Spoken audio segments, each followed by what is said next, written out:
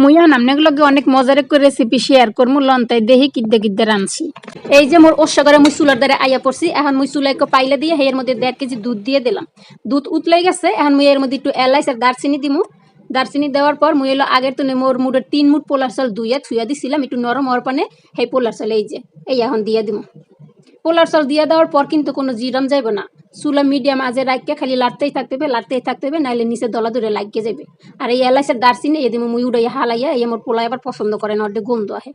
এই দেখেন একটু একটু চাল ফুটতেছে আর কি সুন্দর দুধে হরপড়তেছে দেখছেন। এইয়া কিন্তু খালি গুড্ডে গুড্ডে ভাঙ্গিয়ে দেওয়া লাগবে, হেলে আরো মজা হইবে পায়েসটা। এই যে মোর চাল হিদ্ধ হয়ে গেছে আর ঘন হয়ে গেছে। এখন এর মধ্যে মুই দিমু একটু চিনি আর অল্প একটু নুন। এই নুন আর চিনি দিয়ে সুন্দর মতো লাইরে সেরে মিলাই দিমু।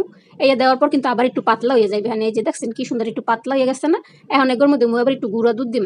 গুঁড়া দুধ দিলে গুঁড়া দুধের গিরান্ডার কি মোটারে ভালো ঠাই হেলে একটু গুঁড়া দুধ দিয়ে দিলাম।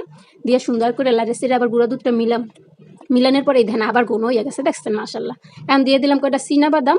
এরপরে যে দিয়ে দিলাম কয়টা কাজু বাদাম দিয়ে সুন্দর মতো আবার লাইরে সেরে মিলামু। এই যে হইয়া গেছে মোর পায়েস রান্দা আলহামদুলিল্লাহ।